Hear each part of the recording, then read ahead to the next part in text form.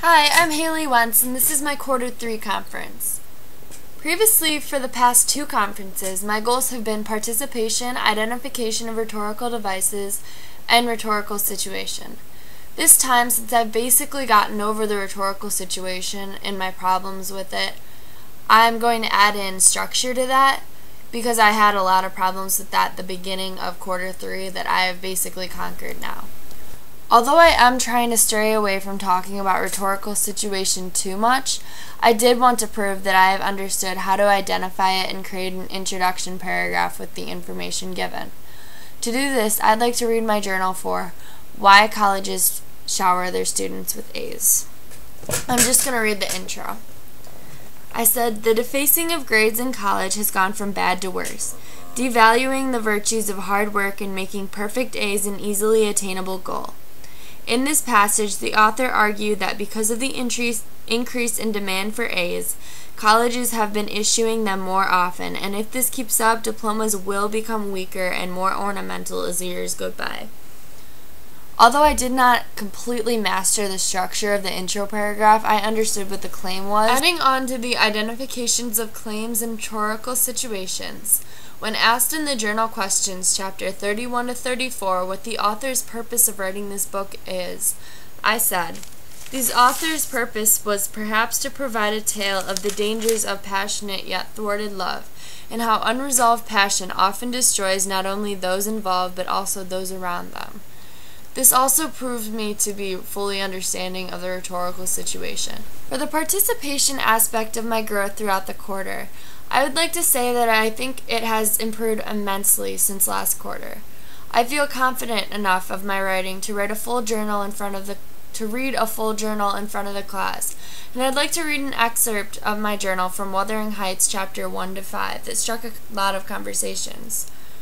It is the question 3, asking for the psychoanalytical view of all that was happening in the chapters. In his mind, Lockwood demonstrates mistrust in many ways, yet he is not even aware of it. All of this mistrust is fueled by one another. First off, when he first comes to Wuthering Heights, his purpose is to get away from heartache, which may have left him mistrusting to all humankind and human nature. When he first meets Heathcliff, although he looked rich and mannered, he didn't trust that he really was in fact. He called him a dark-skinned gypsy, in aspect, in dress, and manners a gentleman. When Zillah, the cook, takes him in and says he can spend the night, he is taken to a room. He dreams that Catherine is by the window begging to be let into her room. Lockwood says that he won't let the creature in, even if it has been lost for 20 years, as it claims. This example of mistrust is astonishing, to say the least. The woman, or child, obviously was who they said they were, yet Lockwood, violently even, denies access in through the window and left Catherine's childhood self outside in the cold. For identification of rhetorical devices, I think I've made some progress since last quarter. I now can usually identify where a device is, and 9 out of 10 times I can name what the specific device is. For this example, I'm going to be reading out of my journals for chapter 10 to 14 of Wuthering Heights. I was focusing more on archetypes here. I said, one archetype found is the love story of Heathcliff and Catherine. They are not like your usual lovers. They are a lot different from anyone else. Some people say they are representations of good and bad, where Heathcliff is the bad. So actually they are the same person, manifestations of the same character, split into two. This pair's ideal shows up so much in this book. It symbolizes that Catherine and Heathcliff's love is broken. It's a rare phenomenon. Catherine, at one place, even proclaims that she is Heathcliff. Their love is obsession and fantasism, which happens to be pairs as well. Adding to the identification of rhetorical devices, I would also like to read from my chapter 15 to 20 journals. And in this journal, we had to write a question and then write an answer. So I'm just going to say my question and then say what my intro paragraph is. I said for the question is, In chapters 15 to 20, when Heathcliff acts on his strong feelings for Catherine, is he acting on the feeling of love or his feelings of hate? And my intro paragraph was, quote, "There's nothing in this world as sweet as love, and next to love the sweetest thing is hate," end quote, once said an American poet, Henry Longfellow. In chapters 15 to 20 of Wuthering Heights, Heathcliff reacts both lovingly and contemptuously to his love for Catherine, which adds to the reoccurring thematic concept of juxtaposed pairs, which occurs a lot in this book. For the journals for chapters 21 to 26, I said, when trying to achieve a certain mood of helplessness in her readers, Bronte uses weather changes and seasons to convey the character's emotions. For example, at the beginning, the passage starts with, "Summer drew to an end." Most people associate summer with happiness, and this pathetic fallacy shows that Kathy's happiness too had gone away with time. Also, when describing the cold blue sky as half hidden by clouds, Bronte was showing the hope by the archetype for the color of the sky being half covered up, adding to the overall mood of the passage. In this journal, I added in the rhetorical device of pathetic fallacy, which I had not known previously at the beginning of the year. So this quarter helped me a lot to learn a lot of new devices. Also, I understood the archetype of half hidden by clouds and the blue meaning hope. When it comes to structure, I actually had a lot of trouble with this, which does not help my scores when it comes to writing.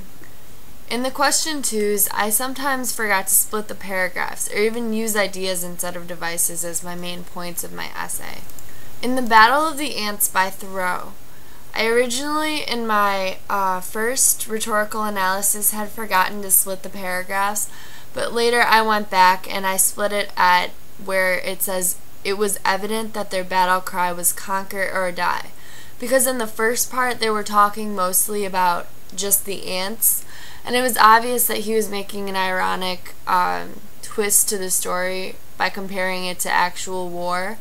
But in the second half of it, after it was evident, he made it more explicit, the fact that he was talking about war, and he was talking about combatants, and basically he was being very, very specific when it comes to war, which made me split the paragraphs there. In the Abraham Lincoln second inaugural address, I originally split the paragraphs into parallel structure and syllogism, but then I realized that those two are not ideas, they're devices. So instead, I changed it to when he introduces a speech, he compares the fault of the Union and the Confederate before the war. For the dual prompt of the birds in flight, the two passages, although they were similar, they both had different ideas and different takes on the birds. One of them was less scientific and more in awe. The other one used more scientific language, and it used numbers to depict what they were trying to say.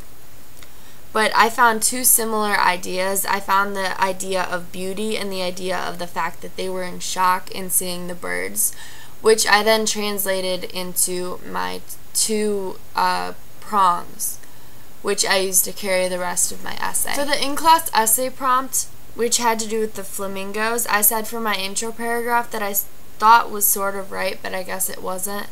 I said, "From the Great Depression to the memories of the World War II, the early 1900s were a grim period of time for America. Many journalists write articles of this being one of the most depressing eras ever experienced. However, Jennifer Price shows a new perspective on this time by writing her essay, The Plastic Pink Flamingo, A Natural History, and explaining the newfound popularity of the pink flamingo. In her essay, she illustrates how pink flamingos, plastic and real, are more than just birds. She does this by using comparisons and grand language when addressing the flamingo. By doing this, she is showing the average American's perspective on not only the flamingo, but life overall."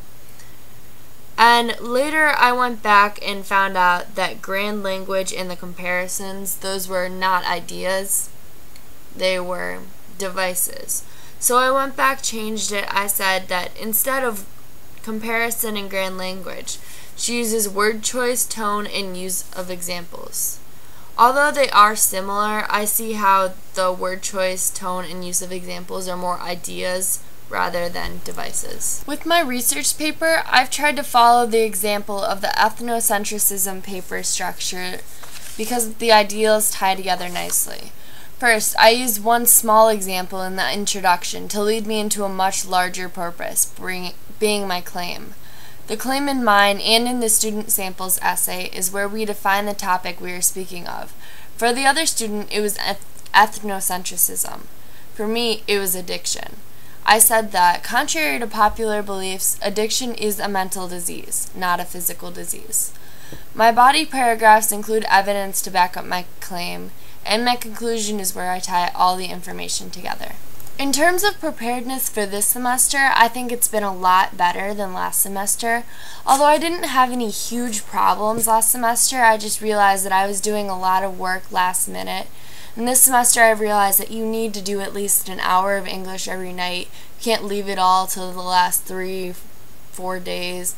You just have to do it. No matter what else you have going on, you just have to sit down and you just have to focus on what you're doing. And I've realized that that's helped me a lot.